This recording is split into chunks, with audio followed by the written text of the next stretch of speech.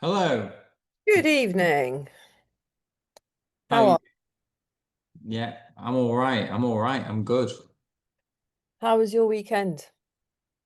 It was all right. It was a week after Race to the Stones, so yeah, just getting back to it slowly. Yeah, yeah, because we've not spoken since then, have we? How was it? It was too hot, Kate. It was too Hot. hot. It wasn't fair. Oh, I know. It's horrible when it's like that. Yeah.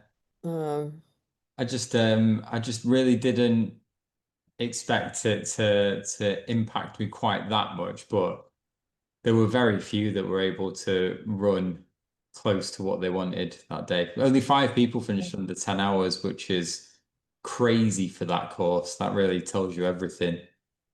yeah, yeah. But you got to talk to Sophie, I gather. I did, yeah, and it was broadcast to the world. I saw. That's funny. Your your optimistic timings. Yeah, I know that didn't happen, did it? But there was, to be fair, about 20 miles into the, 62, I, I I knew it wasn't going to happen, so deliberately like stopped pushing super hard and just it was just about survival at that point. Yeah, yeah. Just getting from one checkpoint to the next and making sure you don't well, I mean, I still had to ration my water a little bit, even though there were water stops every 5 miles. Did you? Gosh. Yeah. Did you feel that you managed in terms of electrolytes and things like that? I mean, there's always stuff to be taken forward, isn't there? Yeah, I think yeah, because I brought a bunch of Morton stuff, which I'm gonna write up on. Oh Um yeah, I forgot about that. Yeah, yeah. So I've been using that religiously for months now, and it's great. It's such a good product. Like Okay. the drink mix is really good. It's really subtle. It's not really overpowering, both the caffeine one and the normal one. So I brought a whole bunch of that with me, but actually I didn't need it all, so I just ended up slugging it around in my backpack. So that was a big lesson. But yeah, I didn't struggle to get all my electrolytes, and I didn't throw up at any point. Like, the eating was okay, and you hear about that happening quite a lot in hot temperature. Yeah. No, absolutely. I mean, it's people struggle, Mm, and I think people it's hard, isn't it? It's hard to understand how much you have to manage the heat. And the huge impact it has on whatever race you wanted to have. yeah, It's going to mess it up. But I suppose in some ways you can almost just say, right, well, um, what all bets are off. yeah. Just go out and enjoy it as best I can, and Just get to the yeah, finish. yeah, plenty of sun cream. Yeah, I didn't get any sunburn, so that was a huge Very bonus. good. Well, yeah, that's a bonus. Proved I was being a really good boy. But Excellent. it's funny, like everyone tells you to, oh, just dunk your hat in some water and stuff, but it was like literally drench yourself with as much Yeah. water as you can, Mm. and then within 5 minutes of leaving the checkpoint, you'd be bone dry. It's just ridiculous. Are you sure you weren't at Western States? Yeah, I know I should have been, shouldn't I? Yeah, I'm definitely seeing a lot of huge positives for those bandanas that people wear. Um, I Yeah, mean, I know they're for the slightly more extreme events like bad water uh, yeah. and Western States and whatnot. But actually, we it might not be such extreme temperatures here, but it is for us. Well, I had one on me, but they didn't have any ice. Well, yes, of course, you need crew with a car and an Yeah, ice box. that would be ideal. That's what you really needed, doesn't it? Yeah, they put out a press release. In their final email. They mentioned how they were going to have some crushed ice at some of the checkpoints, but that didn't turn out to be true. Well, maybe it was for the first person through, but by the time everyone else came through, it was melted. Yeah, Q-tips stole all the ice. That's why he got such a good time. There you go. So what's next on your calendar? The 24-hour track race, Is that the end of August? 20th of September. So Oh, two okay. months Okay. yesterday. Okay. So, Yes. hey. Mm. Yeah. Looking forward to that one. Surprisingly. Where is it? Battersea Park. Okay, you're going down to London. Yeah. But I've got family there, so I Yeah. can stay Okay. there. Oh, cool. Yeah. Yeah. I mean that's yeah, that hats off to you. I don't even want to attempt that. We'll see if I make it round yet. Um, Have to be on the track for 21 of 24 hours for the distance to count. really? Oh, okay. Oh, that's a rule I didn't know. Yeah, doesn't get broadcast that widely, I don't think. Generally, because most people will either pull out 5 or 6 hours in, or they'll do it for the most part, I think. Wow. Okay. Okay.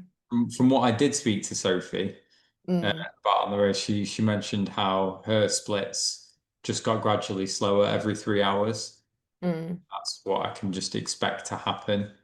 So I think probably the effort level main like stays roughly the same, just the body can't keep up with it. Yeah, yeah. Yeah. I think, oh yeah, you see, I mean, personally, I mean even back when I was running well, I would say I struggled to run for more than 50K at a time, but Mm, until my body just went, do you know what? I'm bored with doing this. And I just ran out of oil. mm, I kind of, I had to intersperse it with something different, even if it wasn't necessarily had to be walking, but going up a mountain, going down a mountain. I think that's why I stick to the technical stuff because it just gives my body that variety. Just mm. the concept of doing the same movement. Yeah. Honestly, I would just seize up. I'd be like the Tin Man.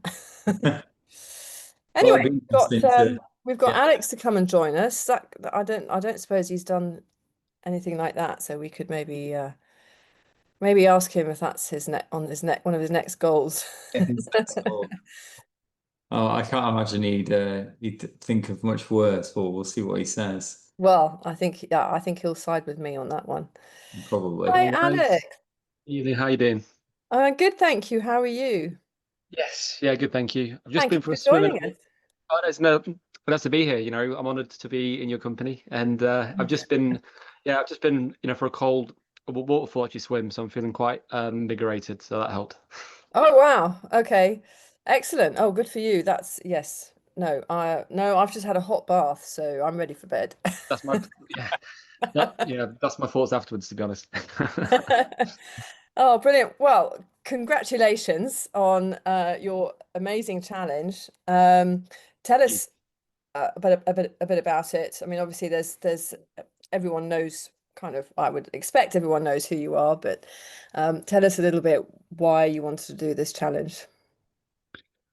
This question has been on my mind for a while, and a lot of people have asked me, like, why did you want to do something as ridiculous as the 446? And I think it's something I wanted to do for quite a while because interestingly, I found a goal plan, and every year, I do quite an in-depth kind of plan around all my goals, my targets, the things that I want to achieve. And I do that every year. And I was having a look back the other day and I found that even in 2021, I I think I wrote down I want to climb every mountain in England and Wales in one push. Um, I never imagined I'd do it in the way, I didn't exactly have a plan for that. I didn't know I'd do it in the way that I did, but I just knew I wanted to do something like that. But life kind of got in the way as it always does. And because it's such a long challenge, it's not something that I can just kind of do in a week. So this year felt like the right year for lots of reasons. I think it was my 30th in June. I've even got the mug to prove it. Happy And birthday. she said, thank you. And this year it was 10 years. So yeah, so the speech's gone already. Because back in April, it was 10 years, actually since the Everest earthquake. And so I wanted to mark that anniversary by, doing something positive, really, and trying to give something back. Um, I think what really struck me as well is actually like this is a big milestone for, a lot of people. And I realize actually more and more that so many people don't hit the milestone because of mental health and suicide. And so I felt like, blimey, yeah, I want to really do something to try and open that as a conversation and to try and show other people who are in that kind of age group that if they're struggling, if they haven't found their path yet, that, they're not on their own and that things can improve and get better. And I don't have, you know, in terms of, in terms of all these things, I don't really have like a huge audience. So I have to think of more ridiculous challenges. And this challenge ticked all the boxes, really. It absolutely did. You're the yeah the suicide is a obviously it's a great project to try and raise awareness of. Uh, why is it, do you think, that that's becoming such an issue now, particularly with younger people? What is there any research into the causes of why this is becoming such a problem? I think there is research, and I'm not an expert on it. In our charity, again, we do see that there are more men struggling, but equally we get less men on our events because I think men are less open to being on, to kind of, I guess, admitting or being open to, the fact that they have it, they are struggling. And so there is still that stigma there, but I think that is improving, but it's going to take years and years and decades really for that to shift completely. Again, I'm no expert, but from what I see in my peers around me is there's a lot of pressures. There's a lot of, I guess, a lack of purpose, and I was fortunate that I found that quite early on. And I guess Everest and the challenges I did taught me that resilience to deal with life when things don't go to plan and failure and setbacks. And I think we don't have a lot of that nowadays. And so when things go wrong and when people maybe kind of get to that point and they're like, is this it? Is this all I am? I think our worth is often defined by a lot of things in society rather than finding that ourselves. And so those, I think, are risk factors, and I think social media plays a big part in that. And these are only ideas, but I think, it's a really challenging time and the pandemic really whacked that on the head for a lot of people. Yeah, no, that's a really good point, actually. I think it is. It's harder these days for people to feel that sense of purpose and worth when, yeah, you're either on that Mm. hamster wheel, or you can get kicked off it and very easily, yeah, end up in a dark place. Yeah, social media is sort of a double-edged sword, isn't it? Because it can give a platform to people that otherwise wouldn't have had it before and give them purpose. And they can, like with the running community, is so vibrant on Instagram, and it's Mhm. nothing like you would have I ever experienced with being the previous community I was a part of was football Twitter, which is an absolute dive of dross, just horrible people. Yeah, yeah, So you can it swings both ways, doesn't it? Yeah, I think overall, at least in the running spectrum, social media can help give people a voice and can and hopefully give people more of a chance of reaching out, especially with sort of run friendly groups and you can see the real variety of people, especially with my like own Mhm. little running club that is just giving a little bit of space to people who otherwise might not want to interact with other people they don't know. Like just having running in common is enough to just give them a first step somewhere. Yeah, I think Yeah. it's true. And, I think back to like, all my runs and challenges. And to be honest, I wouldn't have found all my support runners and crew if not for Instagram because Yeah. I made some amazing friends through that, and my partner through that. And, this chat has probably actually has come about of that as well. And there's loads and loads of positives. I'm not saying it's a bad thing. I think ultimately, if you're feeling bad, it can make you feel worse. And if you're feeling good, it can improve and inspire you. And in my challenge again, like if not for Instagram, I wouldn't have had all the support. All the fundraising came through that as well. So I think having a stammer myself, like I wouldn't actually sort of be in a club because I'd be really nervous about trying to speak to people and run with people because if you're out of breath, it's even worse, my stammer. Whereas Mm. online, of course, I don't have that issue. So yeah, I agree. It's a challenging subject. Yeah.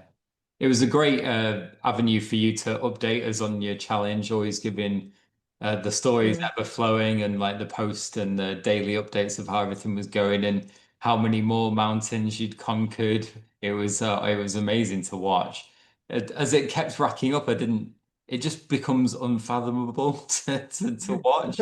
Like at the beginning, you can sort of register it, and indeed near the end, some of the bigger runs in the Lake District, just alone by themselves, are such amazing days out. Like What? it was Yeah. amazing. Do you have a sort of statistics for the sort of averages? Like, what was your average mileage per day, and how much sleep did you get Oh, per? blimey. I didn't really work them out that much because every day was kind of so different. My biggest run was 38.9 miles. My biggest bike ride was 103, I think. Some days were so different. I didn't have a day off in 45 days. My shortest day was, if I think now, I probably did like a couple of hours of running and maybe an hour of biking on my shortest day. That was when I hurt my hamstring, so that was kind of enforced. Mm. Um, in terms of sleep, I really did actually focus on that because if I had less than sort of 6 hours, I just felt horrendous. I felt sick and it just slowed it all down. So that's the thing on this is I was moving kind of quite slowly, but really I had, I guess, a fairly big sort of gap. I mean, it was light from sort of 5 until 10. But if I started late, it has a knock-on effect, and then the whole day sort of shifts. So I'd say on average, I was trying to get at least 7 hours, some days more. And I think that was really key to me being able to kind of, actually move every single day because, on the days I had less, like I just knew it was going to be a hard day. And in the morning, that kind of first sort of step in the, that first step in the morning and, moving around, I could kind of judge just from that alone whether it was going to be a good day or a bad day. And that walk in the campsite, if it was a shuffle or a hobble, I was like, right, this is going to be a painful one, but you just have to get on with it. So on statistics, I'd roughly say I was running sort of at least 20 miles a day. The biking was really more of a kind of a transition, but I did about four bike rides, which were over 90 miles. And, they could be anything as short as 3 miles up to, 30 or 40. Some days I was doing like 8 stages. So I might do like four runs and four bike rides rather than just like one kind of big run. Um, but in the Lake District, the mountains were so kind of crammed together that I was doing a lot of big mileage and a lot of up and down and all that. So sorry, that's not very helpful, but it was No, just so no, no. nice. It's But fascinating. And did you camp every night? Are you carrying everything, or do you have crew that's helping you? I had a motorhome, which so I was spoilt really, and I've never had that kind of, that support before. Because in the past, I've always tried to kind of wing it myself. And on the Three Peaks like 5 years ago, I stupidly went out thinking that I could do it all self-supported, and quickly realized on day two that wasn't going to happen. Um, Mm. so on this, like I went all in. Like I knew to make this happen, I was going to need a full crew, and I had a motorhome every night, so I was in there apart from one night in a hotel because I needed a hot bath. And that was on my hamstring went, so it's like, you know, that was that was kind of fairly important. But yeah, that meant that every night, I had all my kit and on recovery was kind of fairly consistent. And again, I think that was a key factor into why I managed to do the mileage day after day after day, really. Mm. And your hamstring obviously was you got through it because did I see you've just been at the Lake District Sky Trails this weekend? Yes. Yeah, I had a moment of madness on Friday night. I've been in London and I got back and I was like, I really want to do something. And I felt physically pretty good. And I saw this race advertised on Instagram again, can be a good Mm. inspiration. And I've done the events there before and it's always like a really good ship. And Yeah. I asked my coach and I was like, please, can I do that? But, she knew as well it'd be good as long as I wasn't going out trying to get first place or something. Um, and the hamstring at the time, though, when it went on the challenge, like it was weird because I've never had hamstring issues before. It's normally calf or Achilles, for me, Mm. or my ankles. Like, I'm on my ankles probably like, every other week at the moment. And I had a really long day. I was in mid Wales, so like Aaron Thornbury area, and I was coming down some really kind of steep ground, and, like tall grass. So I was sort of hopping over it all. I ran about 30 miles that day, and I just felt this kind of twinge in my hamstring, which is really interesting. So I noticed that wasn't quite right, but I could still run okay. So I ran back, and then and the end of the route was only probably another 3 or 4 miles away. I did all my normal stuff, and the next day I was like, okay, this is not quite normal. And I was cycling up to, I'm not going to say the road because I'll say it's so badly wrong, and I'll offend people, but it's one of the highest mountain passes in Wales, and I could feel my hamstring all the way, and it was probably a 6 out of 10. I had one mountain that morning, which was I can't remember the name of it, but fortunately it was only about 2 miles out and back. And just moving my leg was literally, just the pain was making me sick. And I thought this is going to be a slight problem because every day I'm going up and down hills, and your hamstring's quite important for that. Yeah. So I just threw everything at it. Like I tried not to panic because I've been there before, and you can easily assume, okay, that's it. It's game over. This in logic can't improve if you're doing day after day after day. So I took the afternoon off, had a hot bath. I had a sports massage gun, compression boots. I was doing everything I could. And the next day, I taped it up, I braced it up, and it was manageable, but I couldn't really run. I could sort of shuffle. Um, and I don't quite know how this happens, but it just kind of went away, and then it came back again in Wales. So I had another sports massage. And then my other side went. And No. basically what I just needed was like a sports massage just to say like it's not actually injured, it's not torn because that was my first thought. Is if it was a tear, I think I probably would have had to stop. Yeah. But literally, I think it was some sort of cramp or spasm or something Mm. was happening, and I was in the corneti actually. And at that point, I started the day, I felt fine, and about 10 miles in, it started to like pull and hurt. Again, that kind of sickness was there to the point that I couldn't run, and even walking was actually hurting me now. So really annoying when you've actually finally got like a long kind of slope. It's nice and it's nice and soft, actually runnable because most of Wales is not runnable, No. and suddenly like I can't run on it. So doing like 2 miles downhill is suddenly taking about an hour. You know, um, so again, I kind of have the mindset that you can't make any big decisions when it's going wrong. And you just have to be as can actually for you just have to be as positive as possible. You have to throw everything at it, and a lot can change in a day. And after that, that was quite early on, and I've not had it since. Well, brilliant. Brilliant. Yeah, How was unfortunate.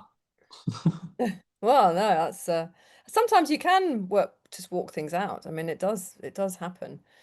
So how did you plan the route and was there did you have to sort of think about all the logistics and I mean it was a linear route, wasn't it? Starting in the south and ending up in the north. Uh, Yeah, how yeah. how do you I mean it's just so huge. How do you go about planning that? Yeah, we started in Dartmoor, and we finished on Helvellyn in the Lake District. So yeah, it was point to point, which made it easier. Like I didn't want to have to cycle back to Dartmoor after all that. But to be honest, the planning was like 5 or 6 months in the making. Unfortunately, again, I knew that it was going to be too much on my own. So I had a friend actually, Dan, and Dan was my sort of project manager. Yeah, I mean, he was a godsend really. And without him, I couldn't have done this.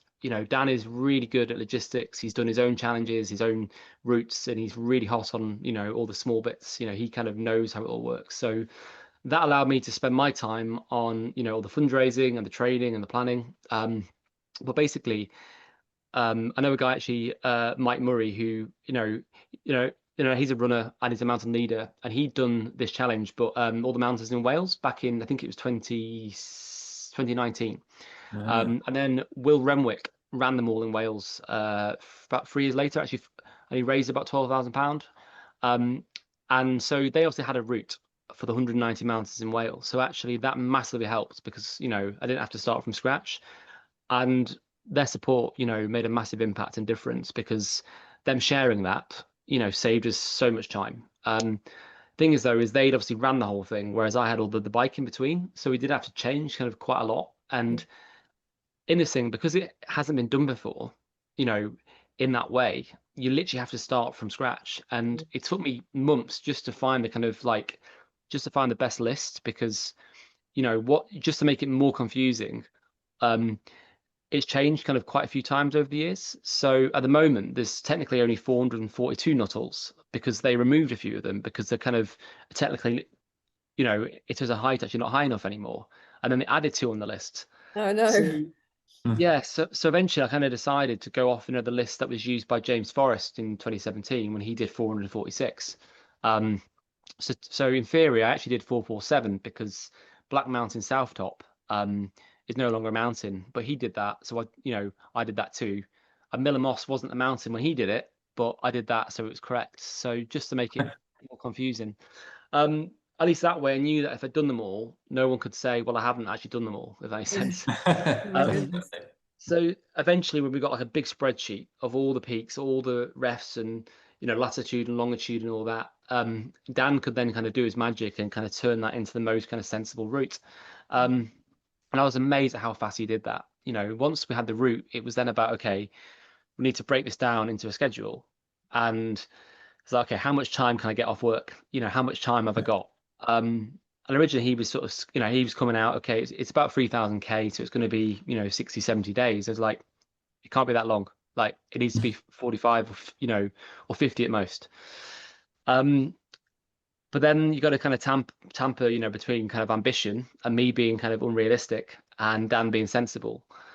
But it's like I wanted it to be hard enough so that I felt like I'd achieved something, and then actually like it kind of got the interest and support rather than just being like kind of a bike trip. So you just have to trust your kind of judgment with that. And when we had the mileage and we kind of worked it out kind of into the average mileage a day, I was like, that sounds about right. I can do that. And the irony is, I was saying to Dan originally, like, this is too easy. Like, I can do that easily. That day is too short.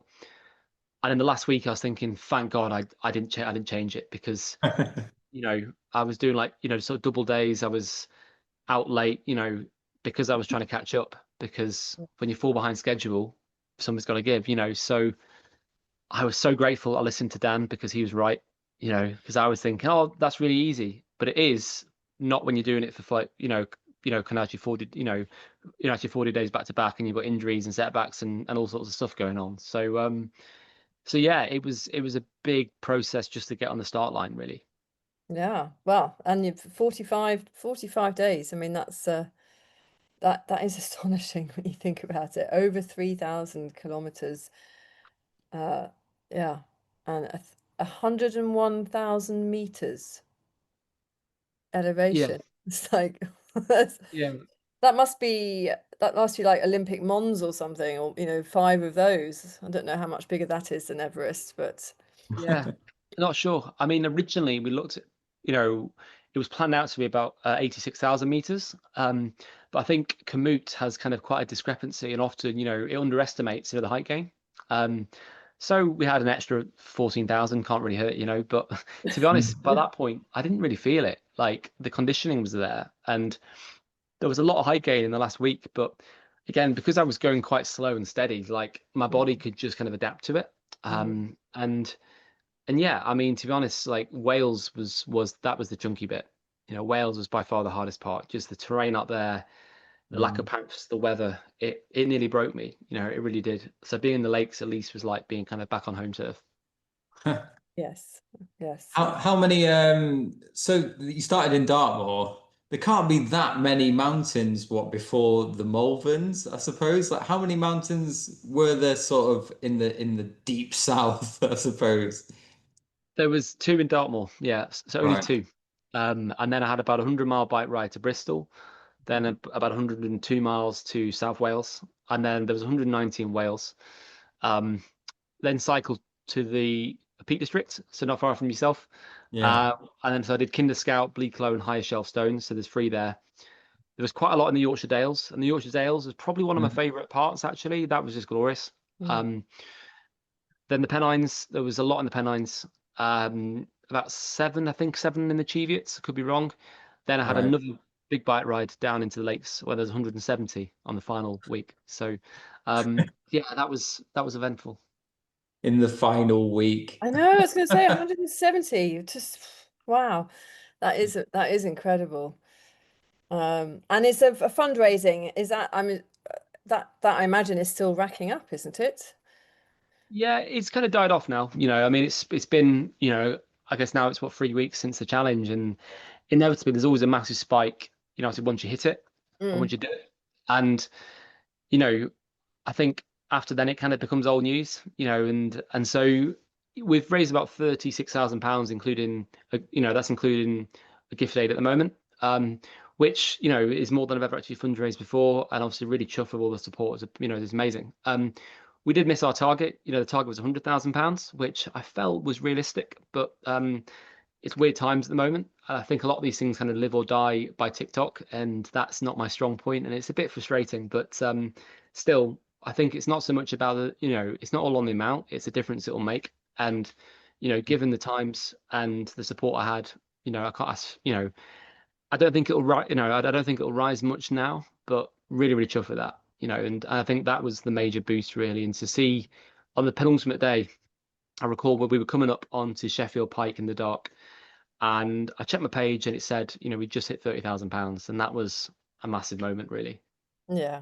Oh, and that goes to your charity, Mind Over Mountains, is that? Yeah, And yeah, that's correct. what exactly does that money do to help? Yeah, so we've been, set up now for over 5 years. We started in August 2020, and essentially just get my words now. Yeah, it's day walks and retreats all over England and Wales, and it's a combination. It's coaching, it's counselling, it's mindfulness, it's guided walking, and essentially giving people that safe space just to walk and talk alongside, that professional mental health support and like-minded people. And we work with a wide range of people, anyone over 18. We do a lot of work in emergency services, and there's so much trauma there that people are experiencing, and just giving them some time out on the hill just to stop and reflect and actually have that time for themselves is really, really powerful. So that obviously the events, so they obviously have a high amount of care, and that comes at a cost. So like all the money's helping that really, and that's allowing us to do more events and more bursaries, for people. So essentially, all the money kind of, increases places for people, and so there is actually, actually a number on that, which for me feels kind of quite powerful. Yeah, yeah. Yeah, Sorry. that's really amazing. I'm really happy that I'm sorry that you missed your target. It's funny that you say live or die by TikTok. I didn't know you were uploading there. Did you ever get like a couple good days of activity on there? It seems a I'm different, not on there at all. aren't you? No, Right, no. okay. Um, Yeah. I think, yeah, I think it's just a referral to, because I think it was kind of, because it was kind of quite, quite a, quite a large thing. I thought that it might have got a little bit more interest, but equally, if I think it all depends on just sort of who these things, and like it's all on the PR, and if it kind of goes viral, or if it's somebody that has like a huge audience, then it doesn't actually matter actually what they do. It's more about just who they are. Yeah, And that's true. but equally, that target was a big target, and I set the bar high. And even if we, although I didn't hit the target, because the bar was high enough, we still raised a lot of money. So Yeah. Yeah. I don't think you can, yeah, you can't say, oh, I've failed to reach that. You've raised a load of money, an enormous amount of money that's going to help loads of people. So um, I think that's brilliant. Have you seen a sort of a, uh, a correlation between the sort of people that go on walks that perhaps that sense of achievement that runners feel when they go for a run or finish a race or an ultra or whatever it is, do you see that same sort of sense of self-worth coming out of those people when they've gone for a walk, which perhaps they wouldn't ever have done before? yeah, I mean, it's quite profound, really.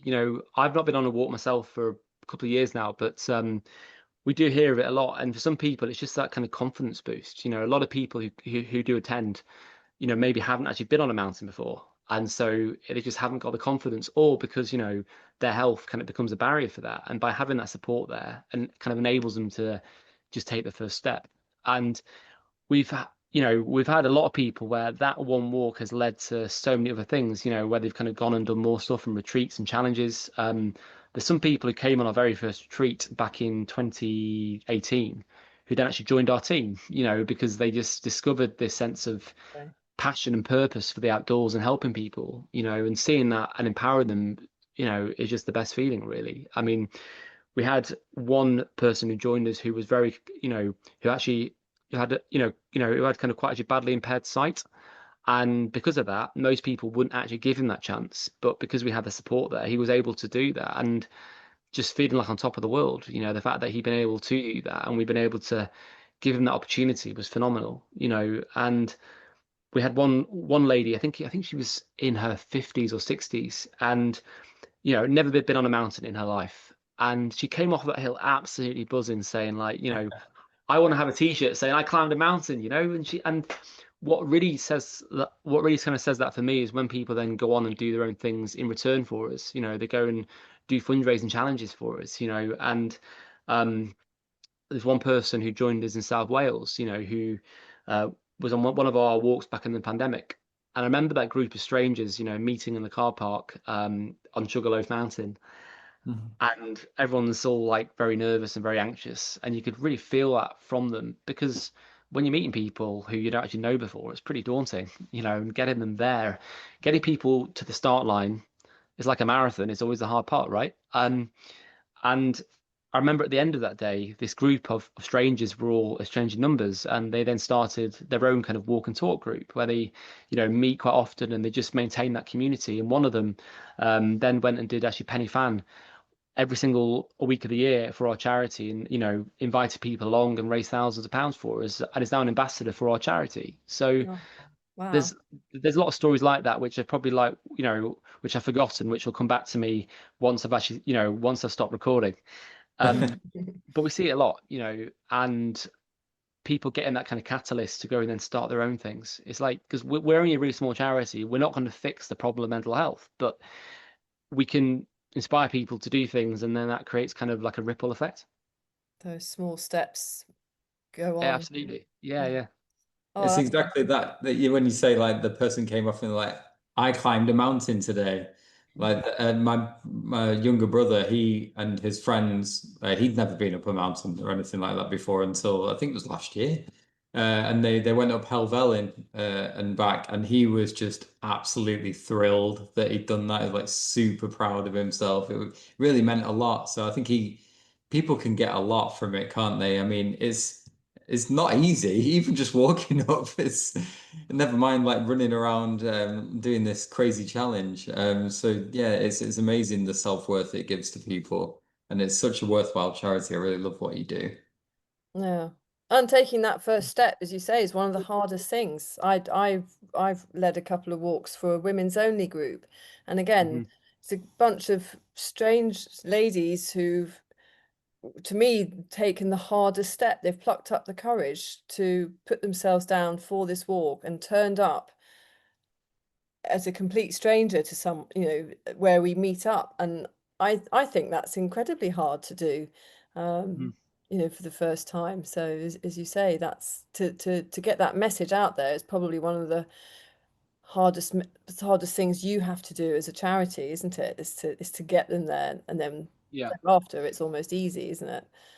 Yeah, I guess now, I think we've kind of seen in the last 2, 3 years that our work now is actually trying to get to the people who need it most. Because, I think all of us here understand why being outside is important and it's a big part of our lives. But actually, we need to get to the people that don't know that or who aren't doing that and really focus on the barriers to that, which, it's not just financial, it's often kit, it's transport, it's their own lives and health problems and responsibilities and all these things. And I realize how fortunate I am. I mean, I've been in the Lake District for 6 years, and like I can run to a mountain or a tarn from my door.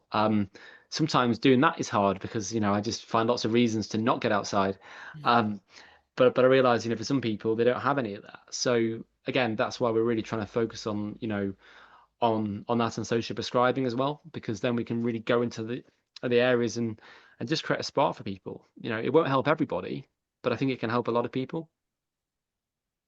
What was it like for you to complete this challenge? Because it was, as at the beginning, you wondered whether it was hard enough, and then at the end, you were glad that it was about to finish. But it was a tall order, and I mean, there's been a couple of other challenges that perhaps haven't just come to completion because you've got little injuries here and there. I imagine the hamstring was a real scare when Mm. that started tweaking, like not again sort of thing. Like it must have been a huge like mental moment for you to finish this. What was that like? It really was, and like I couldn't have asked for more in that. We had an amazing day. The forecast did like a 180 the day before, and it was originally looking really, really bad and wet and windy. And I was really worried because our final route was going over Swivel Edge on Helvellyn. And I'm like, I don't want anybody to fall off because that's not the PR that we want. Um, and I thought, blimey, I've come all this way. Can I not just have like a window of sunshine? And it happened. And like it felt like a blessing off the mountain gods, honestly. Um, but the actual moment itself, like I've been building up in my head for so long, for 6 months.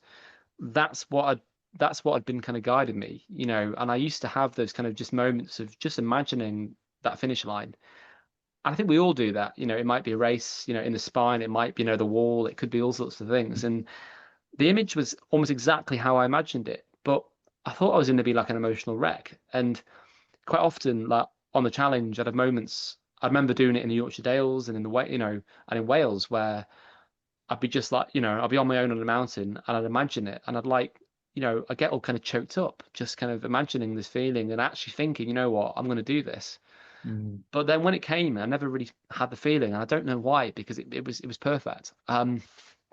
I think underlying that was probably, I'm so focused on just one day, one mountain at a time that you don't really think so much about the end. And mm, also maybe there was a bit of sadness that actually it was coming to an end because when you're on the challenge, you crave nothing more than to be sat here at home in the office, warm and dry.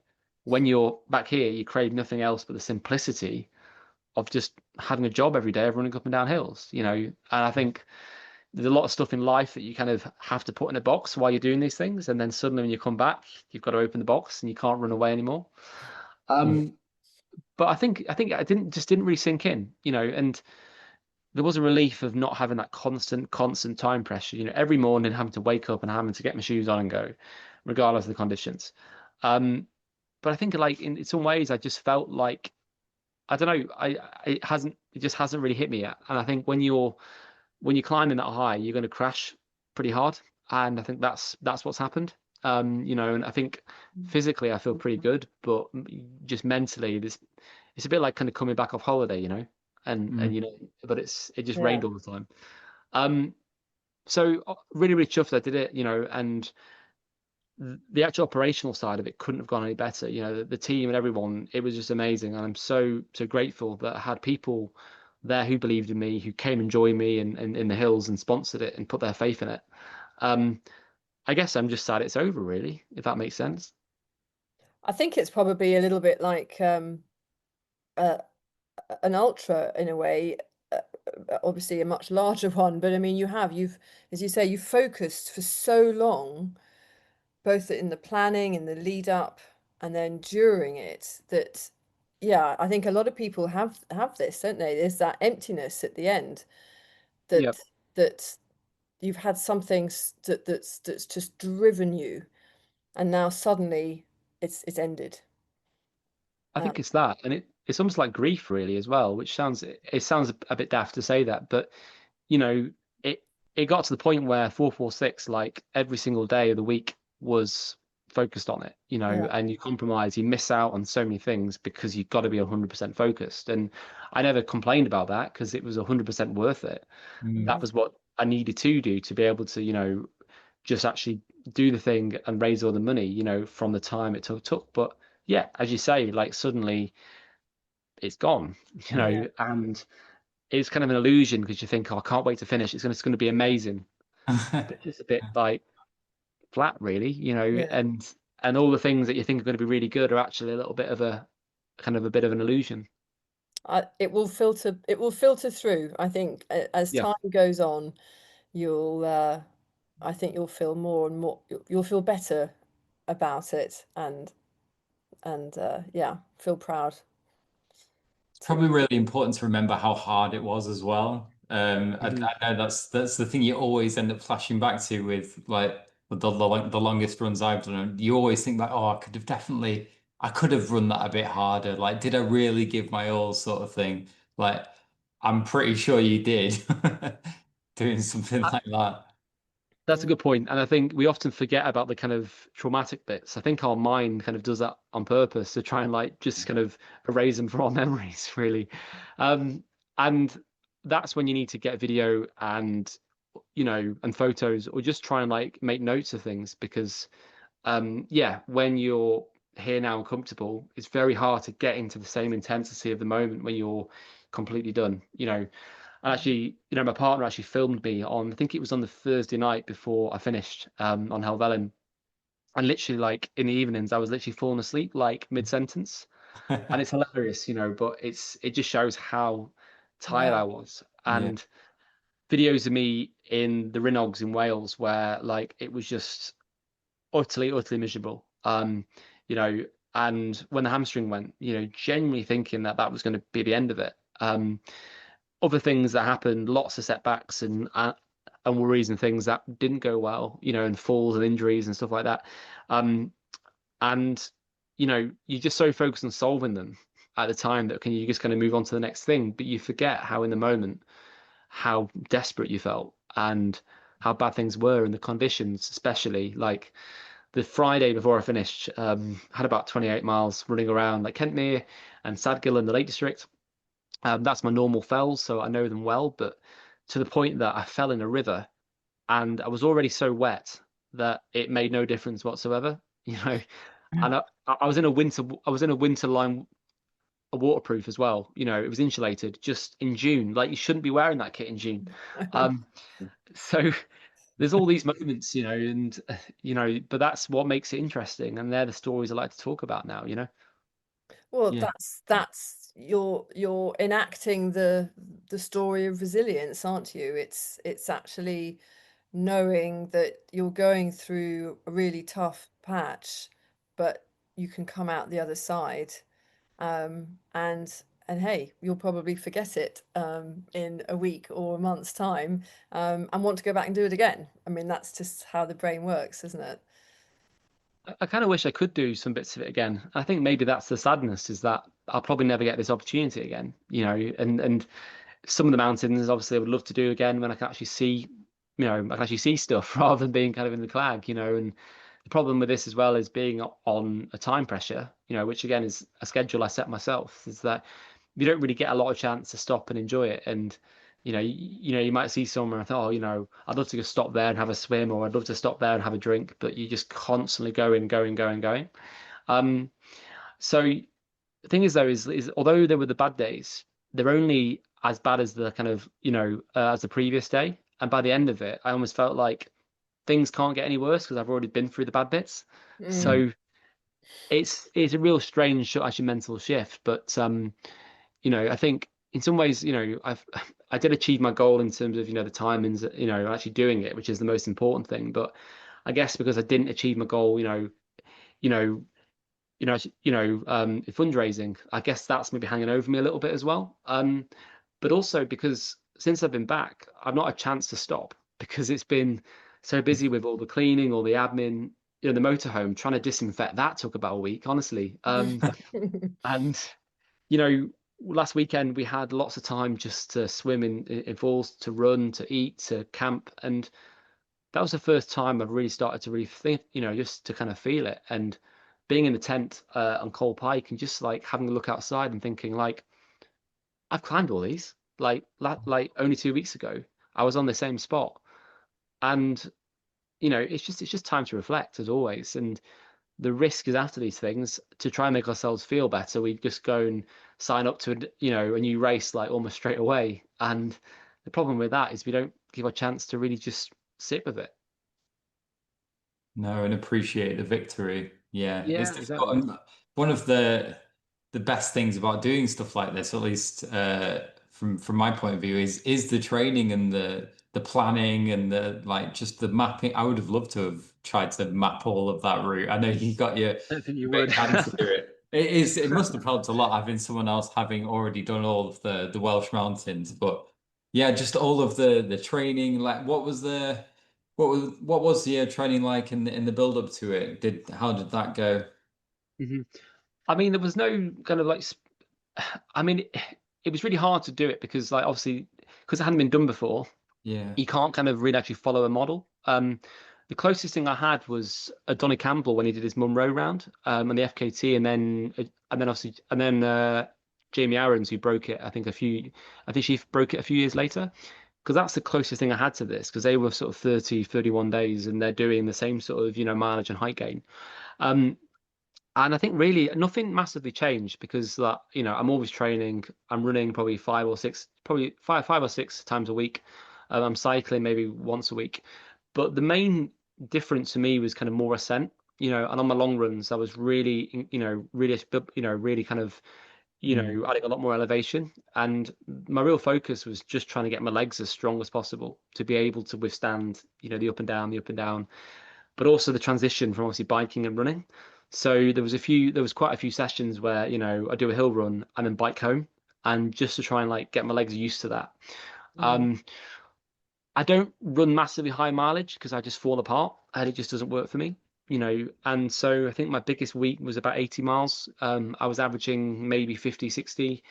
Um, I had quite a few weeks where I'm hitting sort of 15, 16,000 feet of ascent, sometimes 20, I think, as well. I need to check my Strava because it seems a long time ago now. Wow. Um, my last long run before the challenge was about 2 weeks out, and I did um, that was the T round in Keswick, so about 30 miles, about 11,000 feet. And what I tried to do was kind of simulate what kind of like a normal day will be like on the challenge. Just so that it doesn't feel too hard. So in my head, I can say, okay, well, actually, I've done this before. I didn't feel completely broken after it, and I'm going to be going, a lot more slowly on the day. Um, Strength training, I really went in on that. Like I'm normally terrible at that, and I'm one of the, I'm the kind of person who like avoids it until I'm injured. Um, but I was doing that 2, 3 times a week, unless things kind of got busy. And then on the bike rides, like I wasn't doing a lot of mileage. My partner's on the other side of Kirkstone Pass, which is helpful for about 2,000 feet of climbing. So I was cycling there maybe once a week. My longest ride before it was 100 miles. That was on Christmas last year. But with the biking, I think if my legs are strong in running, I can generally just actually ride all day. Um, Huh. so yeah, I guess in principle, not a lot changed other than just a lot more height gain. And my long runs, I was trying to get sort of 8,000 feet of ascent in them, or more. And then on an average week, because I'm in the Lake District, I'm lucky that not a lot of my runs are flat anyway, really. And then a bit of intensity just to kind of boost my fitness. But I wouldn't have changed a lot because I think it worked pretty well. Yeah. I Do mean, you, that sounds that sounds pretty intense training to me. well, yeah, I mean, I think, yeah, you're clearly very fit. I Um, feel like I am now. well, maybe Not so much in speed, but yeah, that's gone. relaxing now, relaxing now. Do you think anyone else will give it a go? And could you do it quicker, do you think, if you would have another chance? I think definitely I could do it faster. Because at the end, like I wasn't physically broken. I wanted to get it right because, if I'd gone off with a really ambitious, sort of mileage and schedule, then I might not have made it. And that was the most important thing. So you're always gonna, err on the side of caution with this sort of thing. And to be honest, I don't think it was too far off because you've got to allow for Mm. setbacks and weather and various things. And for example, trying to find a guide on Pillar Rock in the final week ended up being a massive challenge, and that ended up getting pushed back a day. So when have a schedule like that, you kind of have to stick to it because otherwise it messes up everything. Um, so I could definitely go faster. First question. I don't think anyone will do it for a while just because it's such a long thing to do, but I really hope so because if I wasn't inspiring somebody else to have a go, then I'm not doing my job properly, and I would be really keen to see them do that, and support them because we'd be a very exclusive club, And, I mean, James Forrest is the only person I know who's done them all in one go. And he was where I first had the idea, and that's why I chose his list. And he was, you know, he was also helpful as well. And although we did it in a very different way, I think his challenge was 6 months. Like, you know, that's what made it seem possible. And so hopefully if I can do this, well, there's a lot of people that think, well, if he can do that, then I can definitely do this. Mm. And that's one of the good things about this community, but I'd happily support somebody and you know, I don't think it'll go for a while. And I think that's the reason I chose it is because it's not something that's been done all the time. But yeah, I'm sure somebody will. No, it's incredibly unique, isn't it?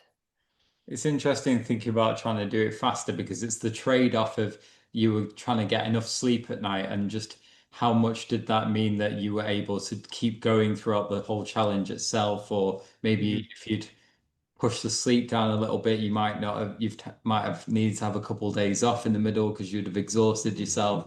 Yeah. It's so hard to know, isn't it? Just what the right balance was, and you clearly got that pretty close to your Mm. optimal levels. Yeah. It was I think it was because when I read about Jamie Aaron's, like when she broke the FKT on the Monroes, I mean, she said the reason she did that was because she had a lot less sleep. Like she knew she couldn't move as fast or do the same mileage, so she had to, save some time elsewhere. And I think I could have definitely saved time on sleep. But for example, when I think of a couple of days, when I cycled from Snowdonia to the Peak District, that was meant to be 100 miles, but basically because of my hamstring, I'd fallen behind schedule, which meant on the final day I had to start about 5 in the morning. So I think I had about 5 hours sleep. I then did about 14 miles in the morning to do the last I think 4 or 5 mountains in the Carneddau. Then I jumped on the bike trying to do 100 miles, the Peak District. I had some sponsors in Chester, so I was trying to get there in their offices before they closed because they just wanted to do some pictures and stuff. So it wasn't a chilled 100-mile ride. It was like a 50 That mile sounds awful. kind of tempo effort, which it was stressful. It was really stressful. Fortunately, it was fairly flat, but I was racing down the down the coast of North Wales, trying to get there on time, and I just got there in time. Um, but because of that, like the second half, I was absolutely pumped. Well, I was absolutely pooped, and um, then my bike started playing up, and my chain kept falling off onto the spokes. When it did that, obviously I then lost my balance and fell off sideways. That happened about 3 or 4 times. I think I'd knocked my rear mech, so it bent it. And basically, in the end, because that kept happening, it was about 10:30. I was on the edge of the Peak District. I was in like Wilmslow area. It was Right. dark, and I was at the point where, okay, I can carry on and get this done, but actually it's going to be an 11 o'clock, 12 o'clock finish. And actually, it's probably better at this point to finish short, get picked up here, go, back to the site, come back in the morning, rather than Mhm. try and, push on at snail's pace. But the next day, my dad then took me back about 5 in the morning to that point. I had, again, probably 4.5, 5 hours sleep. I was falling asleep on the car on the way there. I had to then do the 15 miles I missed because it was all human powered. Like I had to go to the exact point, you know, Mm. where then cycled to the Peak District, did Kinder Scout, did Bleaklow Head, cycled about another 50 miles, and I was planning to do getting to the Yorkshire Dales, and I was wrecked. And the next day, I was meant to do the 60 miles then, and I bailed after about 20 miles because even on a flat path, I couldn't even do like 15, probably like 15 k an hour, and I just couldn't explain or describe this like emptiness. So I think you say had that happened more often, I would have been all over the place. And that happened a few times when sleep was everything. The main place I could save time was not missing a mountain, not getting injured, and just generally a lot of faff. I was very relaxed. Some runners might be out at the same time every single day. They might keep all the stops really, really fast and efficient. But for me, I perform better if I'm relaxed. If I need an extra hour just to chill and have a coffee and a pot of noodle because I'm cold or I'm wet, then I'm going to do that. I'm not Mm. going to try and save off seconds by doing this sort of thing because for something that long, you kind of need to enjoy it as well. Um, Yeah. so I've given away all my secrets now, so everyone will just be, sat there making notes and planning it. But that's the point of the sport, right? To inspire each other. Hey, it's yours for now, mate. You've got it Yeah, for yeah, you're I definitely hope safe. so. I hope so, because I'm not going to have another one like You're that. definitely safe. I think you've also got to consider that over such a long period of time, you've got to remain not only just sort of not utterly exhausted, but you've got to make really quite crucial decisions. And you can't do that if you're killing yourself. Yeah. Yeah. And, I think when you get complacent, that's when things get wrong. And I think Mm. when I missed a mountain, so I had to go back for it the next day, um, that was, What happened? How did you miss a mountain? What happened? Did you miss the the true peak? top. Yeah. Oh, So it was a first day in the Lake Districts, somewhere that I know very well and that I probably know the best out of anywhere. It was when we had a heat wave, so it was like in the valleys, it was an absolute oven, it oh. was gorgeous, but it was an oven. And I ran about 20, 24 miles that day, and I was desperate to get off the hill just to get down and get some kind of cold drink. And I was coming up to Bannerdale Crags, which is near Blencathra, and I've been there before. I came to what was a cairn. I looked at my watch. I was on the line because every single summit normally was being cross-checked on the OS Maps app. Mhm.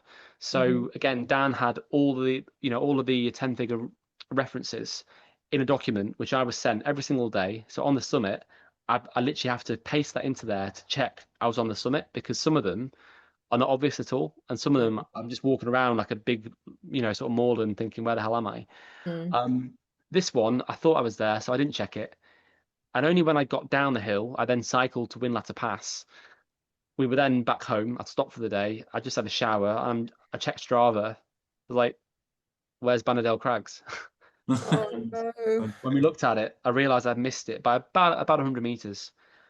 And in my heart, I knew the right thing to do was to go back. But I just saw it as an opportunity, and I told the story about it. And actually, I think I raised a bit of money because people felt, sort of, I guess, pity for me. Yes. But yeah, I only just missed it, but we were pretty good at checking things, and that was the only one where there was any issues. And I could have, yeah, I definitely could have saved that. But I think when you're tired, things go wrong, and that's when people get hurt and get injured. And often that was when I had the slips and the tumbles. And as you say, complacent because you thought you knew where you were. Yeah. Um, yeah, yeah. No, it's so easily done, isn't it? So easily done. It is nice that you actually went to the proper Kinder Scout, and because everyone just thinks Kinder Low is the trig point is the top of the mountain, but it's not. No, it's not. And luckily on that one, actually, I had probably my biggest ever group. So I had lots of people there. I had a sponsor there, so they'd sponsor the peak, in support of the cause and the charity. Our friend actually there, actually Claire was there as well. Yeah. Who we obviously both know, and Claire was a sponsor and supporter as well. And so Claire joined me, Catherine, lots of people were great. And they unfortunately chose probably one of the wettest days of the challenge. So I was trying to kind of boost morale and spirits because, it's not that exciting up there. We're kind No. of like walking, like, aimlessly through all these bogs and these kind of peat hags until we find what is a little pile of rocks. And I'm like, yep, it's here. And everyone's trying to feel like they've achieved something and a sense of enthusiasm, and got the picture of the group. And then obviously on the way down, we all walked past the big trig. Yeah. And they were like, what's this all about? And I was Yeah. trying to explain it. But yeah, there were some real oddballs like that, and summits where I'm like, what's the point? Really, what is the point of this one? And some real kind of nice surprises as well. So that's what kept it interesting, really. Can you remember any other sort of nice surprise? Have you got like a new favorite hill anywhere? New favorite hill? It's I difficult mean, out of 446, I know, but it really is, because so many of them just kind of felt and looked the same. And this is where I need to look through my pictures as well, because I've got pictures or selfies on pretty much all of them. Lots and lots of, yeah, lots and lots of pictures. There was one in the Pennines called Killer Hope Law, which had its own kind of like metal name engraved on top. That was quite cool. nice. Cole Fell, I think, was actually the same day I did that, and I had my friend Cleo join me for that one. And it was the end of the day. I was tired. I'd done like 8 stages, so lots of runs and lots of bike rides in the heat, and it was a bit of a slog on the way up. Lots of like Pete Hag and Heather and all that sort of stuff. But we got on the top. We got the most amazing sunset, and looking across, I could see all the peaks. All of the kind of like North Lakes there as well. Like I could see them in the distance. I could kind of see like that's my ending. Like it's not far away. I'm almost there. Yeah. Seeing that, seeing the sunset, and just running down into the sun and the wind was just a real surprise in somewhere which otherwise was a little bit dull. The Yorkshire Dales, all of those were great. I mean, there was one called Drummold Race, which literally was about 5 miles off the road. So I literally cycled like almost the entire way. And literally, like I walked up in my biking shoes because it wasn't worth just to kind of put on my shoes. So that was obviously a favorite because it was just so stupidly easy. But I mean, it's hard to say favorites, but I mean, the Arrownigs in Wales, the Mulwins, like all that area was just spectacular. And Clough Head, we know well on the Bob Graham. Not so much for the peak, but that was on the final night before I finished, and we'd been in the Clag on the Helvellyn range, all day. I'd been soaked, and all of a sudden it just stopped. We came up the cloud, and we just had the most amazing, like orange sky and sunset across all of the North Lakes, Derwent, Buttermere, sorry, not Buttermere, Bassenthwaite, all just completely on fire. And we just stopped and we were just like giddy with just joy. It really felt like I was coming home. I never forget that. Even now it's making me smile. And those little moments, it's not so much about the mountain, it's just about the experience at the time that I remember the most. Oh, that Coming sounds great. out of the clag and into the sunshine. It was that. And if I could say my least favorite, probably Rhinnog just because it was 40-mile-an-hour gusts. I couldn't stand up. It was slippery, wet rock. It was just unrunnable the whole day. It tested my resilience, put it that way. Doesn't surprise me. It'd be pretty grim in Wales, can't it? I'm glad it's not just me. It was beautiful. Don't get me wrong, but Yeah. yeah, it's testing for me. You catch it on a bad day, it is really difficult, isn't it? Mm. Um, oh, Any before last questions? I just wanted to shout out the Head Above Water Frog Graham documentary of yours, Alex, Oh which yeah, is the first time I'd heard of you, and it's just well worth a watch. It's such a great documentary. Good amount of time as well, not too short. Um, thank you. yeah. So if anyone's not watched that, absolutely give it a watch. Head Above Water. Oh, I'll It put it was on my list for sure. It's Yeah. almost 2 years old now. That was on the Frog Graham round, which was kind of my comeback challenge. So yeah, I'm glad you enjoyed it. My technique in the water is questionable. I would just want to highlight that, but I'm not a swimmer. I'm definitely a runner. So please just ignore that bit if you can. But now I've mentioned it, you probably can't.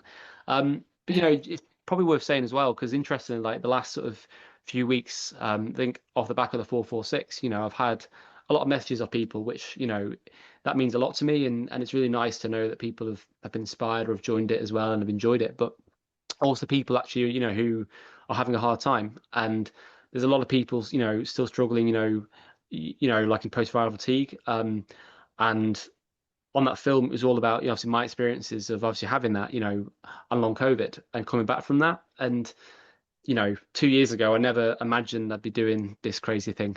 Um, so yeah, if anyone is still struggling with that or knows someone who's, trying to get back to sport and is maybe going through a setback, then it might be helpful for them as well. Yep. Great. Well, thank you. And for anyone listening, please do go over and support Alex if you can. I think, yeah, what your charity is, I think it's something that we can all really understand and get behind. So, a few more pennies wouldn't go more amiss if anyone can Please make. do. Yeah, thank you. And thank you so much for joining us, Alex, and all the best to you. It's been a pleasure, and it's my favorite thing to do. I should, just having a chance to talk about my like, my favorite thing. I think can never be a bad thing. And I think having all of us, here together was probably dangerous, but it's been a pleasure to chat and to yeah, just talk more. And thank you for having me on. Thanks, Alex.